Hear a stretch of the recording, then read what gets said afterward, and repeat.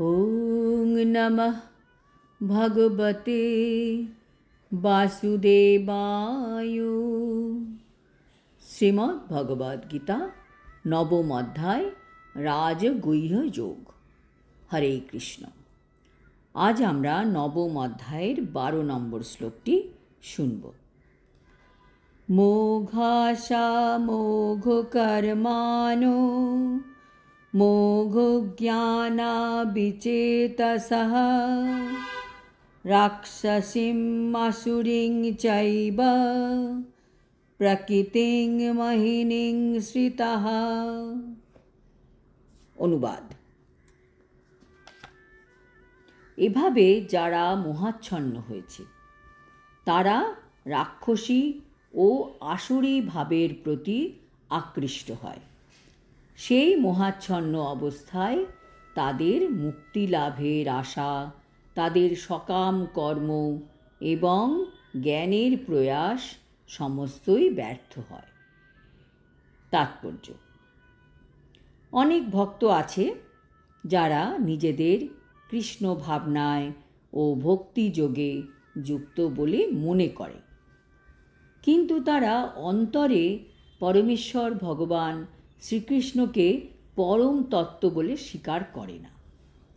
তাদের পক্ষে কোনো দিনই ভক্তিযোগের ফলস্বরূপ ভগবদ ধাম লাভ করা সম্ভব হবে না।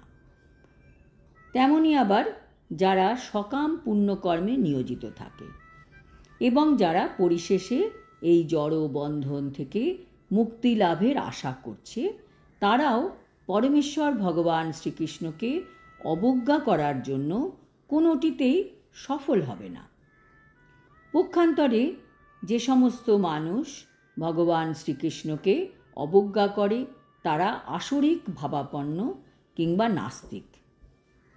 ভগবদ গীতার 7ম অধ্যায়ে তাই বলা হয়েছে যে এই ধরনের আসরিক ভাবাপন্ন দুষ্ট লোকেরা কখনোই ভগবান শ্রীকৃষ্ণের শরণাগত হয় না। তাই পরম তত্ত্বজ্ঞান লাভের জন্য তারা মনোধর্ম প্রসূত জল্পনা কল্পনার মাধ্যমে এই অপসিদ্ধান্তে উপনীত হয় যে সাধারণ জীব ও শ্রীকৃষ্ণের মধ্যে কোনোই পার্থক্য নেই। এই ভ্রান্ত ধারণার বশবর্তী হয়ে তারা মনে করে যে তাদের মনুষ্য দেহ এখন মায়ার দ্বারা আবৃত হয়ে আছে, কিন্তু যখনই সে তার দেহ থেকে মুক্ত হবে তখন তার ও ঈশ্বরের মধ্যে কোনো পার্থক্য থাকবে না। মোহগ্রস্ত চিন্তাধারা জনিত শ্রীকৃষ্ণের সঙ্গে এক হওয়ার এই প্রচেষ্টা কোনো দিনই সফল হবে না। পারমার্থিক জ্ঞানের ক্ষেত্রে এই ধরনের নাস্তিক্য ও আসরিক অনুশীলন সর্বদাই নিষ্ফল হয়। এই শ্লোকে সেটি নির্দেশ করা হয়েছে। এই ধরনের মানুষদের বেদান্ত সূত্র ও উপনিষদ আদি বৈদিক শাস্ত্রাদির মাধ্যমে জ্ঞান অনুশীলন চিরকালই নিষ্ফল ও ব্যর্থ হয়। সুতরাং পরমেশ্বর ভগবান শ্রীকৃষ্ণকে একজন সাধারণ মানুষ বলে মনে করা মহা অপরাধ। যারা তা করে তারা অবশ্যই বিভ্রান্ত, কারণ তারা শ্রীকৃষ্ণের শাশ্বত রূপ হৃদয়ঙ্গম করতে পারে না।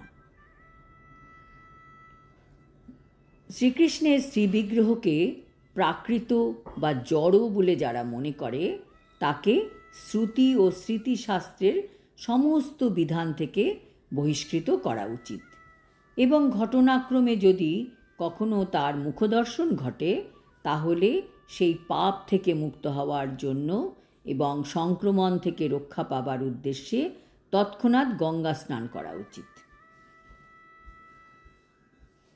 এটা বলা হয়েছে বৃহৎ বিষ্ণু স্মৃতিতে। পরমেশ্বর ভগবান শ্রীকৃষ্ণকে তারাই অবজ্ঞা করে যারা তার প্রতি ঈর্ষাপরায়ণ। জন্ম জন্মান্তর ধরে নিশ্চিতভাবে বারবার আসুরিক ও নিরীশ্বরবাদী যোনিতে জন্মগ্রহণ করাই তাদের নিয়তি।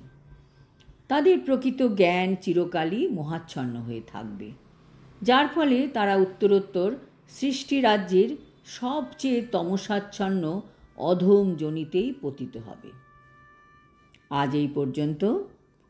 আগামী শ্লোকে ভগবান বলবেন যেসব মহাত্মাগণ মোহমুক্ত হয়েছেন তাদের কি লক্ষণ এবং তারা কিভাবে ভগবানের ভজনা করেন।